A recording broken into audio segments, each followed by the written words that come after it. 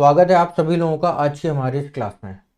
Static GK के जिन portions की चर्चा हम लोग कर रहे थे, उसी क्रम में आज की चर्चा का विषय है भारत के परमाणु ऊर्जा केंद्र। इससे पहले कि हम लोग परमाणु ऊर्जा केंद्रों की चर्चा करें, हमें ये पता होना चाहिए कि परमाणु ऊर्जा आखिर होती क्या है, और उससे भी पहले हमें पता होना चाहिए कि ऊर्जा आखिर क्या है। तो जैसा कि आप सभी लोग जानते हैं कि आज ग्लोबलाइजेशन के इस दौर में ऊर्जा एक महत्वपूर्ण कारक हो गई है, और हमें ऊर्जा की आवश्यकता लगातार पड़ रही है और भविष्य में इसकी खपत कई गुना बढ़ जाने की संभावना है। तो in the context of India अगर हम लोग केवल बात करें, तो भारत में मुख्य तौर पर 3 स्रोतों से ऊर्जा प्राप्त की जाती है, जिसमें पहला कन्वेक्शनल और सबसे प्रॉपर जो सोर्स है वो है कोल एनर्जी, जिसको हम लोग थर्मल एनर्जी या तापीय ऊर्जा के नाम से भी जानते हैं। और ताप विद्युत संयंत्र आप तो आमतौर पर आपने अपने शहरों में देखे भी होंगे। दूसरे नंबर पर आती है हाइड्रो एनर्जी, जल विद्युत ऊर्जा, पानी से नदियों पे बांध बना करके जो ऊर्जा बनती है, और ये भी डैम इंडिया में अनेक हैं अब, लेकिन ये हर डिस्ट्रिक्ट में नहीं होते। और तीसरे नंबर पर आती है परमाणु ऊर्जा यानी कि nuclear energy. Nuclear energy uranium से बनाई जाती है। इसका एक ऑल्टरनेटिव थोरियम भी है।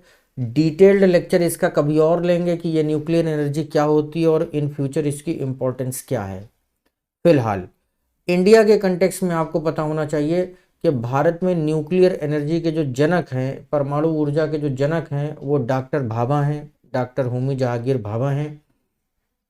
और भारत में जो न्यूक्लियर प्रोग्राम चला, चाहे परमाणु बम बनाने की बात हो, चाहे परमाणु ऊर्जा बनाने की बात हो, उसके भी जनक डॉक्टर भाभा हैं। और कहते हुए बड़ा दुख और अफसोस होता है कि 1966 में जब भाभा बहुत ज़्यादा उम्र के भी नहीं थे, एक विमान दुर्घटना में इनकी मृत्यु हो गई थी। यूरोप के अंदर रशिया में एल्प माउंटेन रेंज में प्लेन क्रैश कर गया था, जर्मनी जा रहे थे। और आज भी उनकी डेथ को मिस्टीरियस डेथ ही माना जाता है। और अगर आप इतिहास उठा के देखें तो भारत के जितने भी महान वैज्ञानिक हुए हैं, सभी की मृत्यु लगभग इसी प्रकार से हुई है। तो किसी कॉन्स्पिरेसी से भी इनकार यहाँ पर नहीं किया जा सकता। उस जमाने में ऐसा कहा गया कि डॉक्टर भाभा की मृत्यु के पीछे अमेरिका की खुफिया एजेंसी CIA जिम्मेदार है, लेकिन आगे चल के ये फाइलें कहाँ खो गई किसी को नहीं पता। तो मैं आप लोगों से गुजारिश करता हूँ कि आप ये टॉपिक आज पढ़ रहे हैं तो कम से कम एक बार डॉक्टर भाभा को पढ़िए, भले ही आप गूगल पे जाके पढ़िए, और देखिए कि उन्होंने इस देश को क्या दिया जिसके दम पर आज हम लोग इतना आगे बढ़ पाए हैं। तो चलिए खैर, अब जब हम लोग न्यूक्लियर पावर स्टेशंस की बात करते हैं तो एक चीज़ आपको ध्यान रहे कि न्यूक्लियर रिएक्टर अलग चीज़ है, न्यूक्लियर पावर स्टेशन अलग चीज़ है। पावर स्टेशन एक एरिया है, एक क्षेत्रफल है जिसके अंदर कई सारे रिएक्टर्स लगे हो सकते हैं।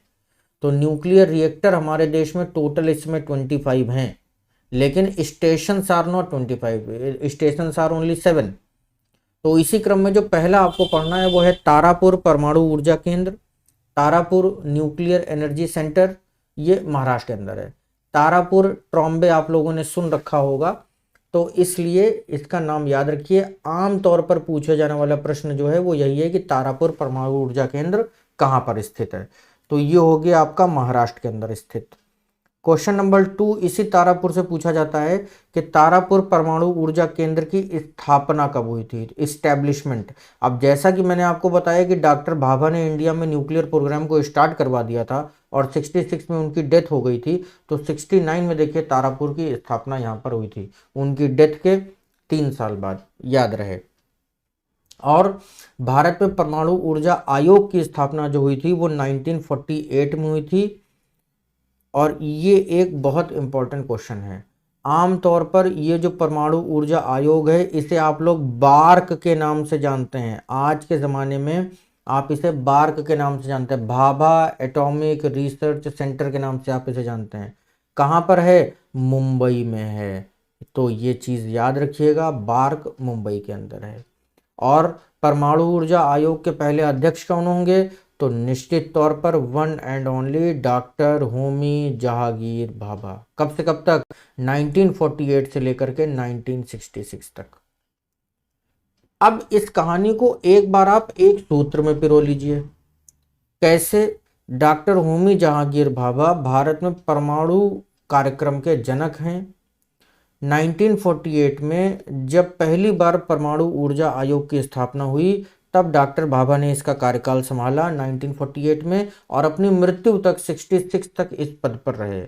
मुख्यालय इसका मुंबई में है, और इसी आयोग के आधार पर, इसकी अनुशंसा पर इंडिया में जो पहला न्यूक्लियर पावर स्टेशन बनाया गया वो था तारापुर 1969 में। अगला सवाल उठता है कि डॉक्टर भाभा ने जिस क्रांति की शुरुआत हमारे देश में करी, जिस मशाल को उन्होंने जलाया, वो इस समय किसके हाथों में है?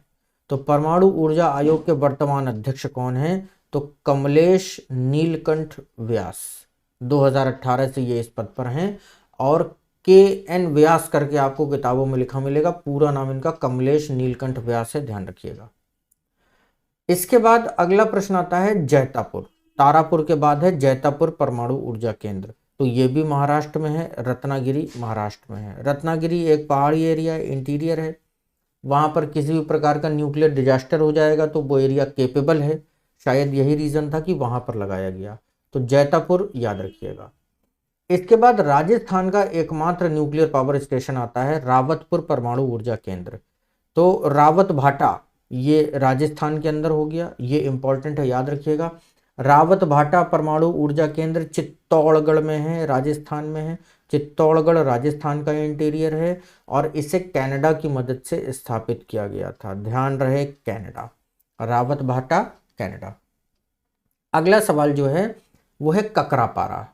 तो ककरापारा गुजरात में है, सूरत में। और क्रम बिल्कुल नहीं भूलेंगे आप, तारापुर, जैतापुर, रावत भाटा और ककरापारा। ककरापारा हो गया गुजरात के अंदर, सूरत में। और फिर इसके बाद नंबर आता है कलपक्कम का। तो कलपक्कम नाम थोड़ा सा अटपटा लगेगा, जिन लोगों को आता है उनके लिए बहुत अच्छी बात है, नहीं तो याद रखिएगा। कलपक्कम न्यूक्लियर एनर्जी सेंटर, ये कहाँ पर है? तमिलनाडु के अंदर है, ये चेन्नई में। कलपक्कम परमाणु ऊर्जा केंद्र को इंदिरा गांधी परमाणु अनुसंधान केंद्र के नाम से भी जाना जाता है, और कलपक्कम स्वदेशी परमाणु ऊर्जा केंद्र है। हमारे देश का पहला स्वदेशी, भारत में ही निर्मित परमाणु ऊर्जा केंद्र है। यह भी प्रश्न खूब पूछा गया है, ध्यान रखिएगा। आगे बढ़ते हैं।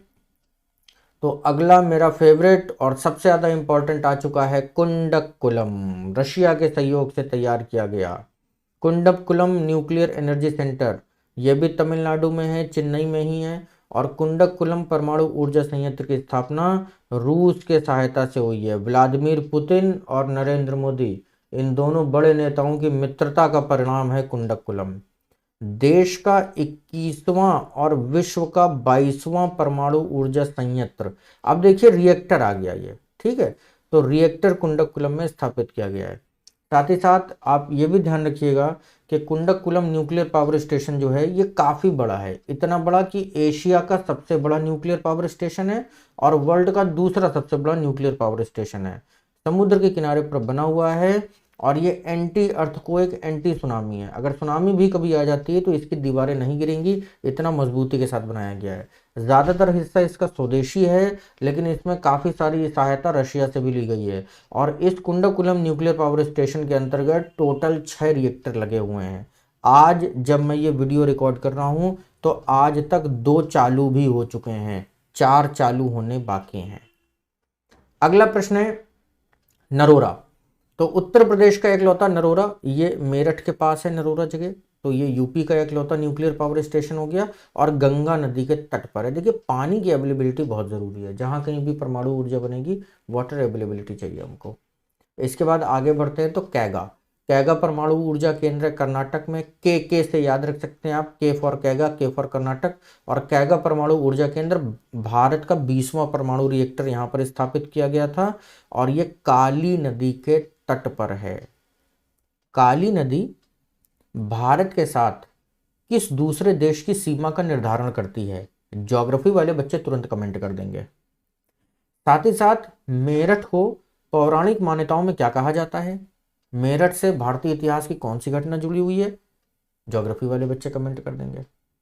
आखिरी क्वेश्चन की तरफ आगे बढ़ते हैं कि भारत का पहला परमाणु रिएक्टर कौन सा था। तो इसका नाम था अप्सरा।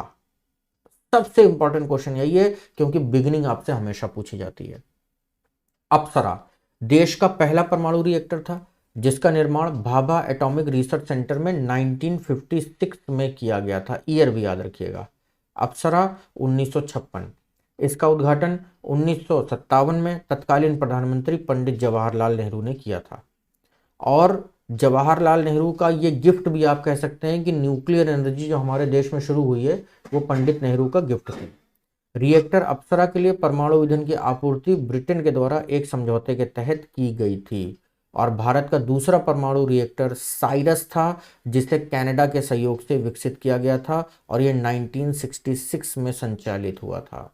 तो पहला अप्सरा 56, दूसरा साइरस 60। इन दो को भी आपको याद रखेंगे। और इस तरीके से इंडिया के न्यूक्लियर रिएक्टर्स की पूरी कहानी मैंने आपको सुना दी। साथ ही साथ शॉर्ट में मैंने आपको यह भी बता दिया कि इंडिया का न्यूक्लियर प्रोग्राम किस हाल में शुरू हुआ था। इसके ऊपर एक डिटेल्ड लेक्चर भी आपको प्रोवाइड कराया जाएगा जल्द ही। लेकिन फिलहाल एक सवाल मैं आपसे पूछना चाहता हूं, जिसे भी इसका जवाब पता है वो कमेंट करके बताएगा।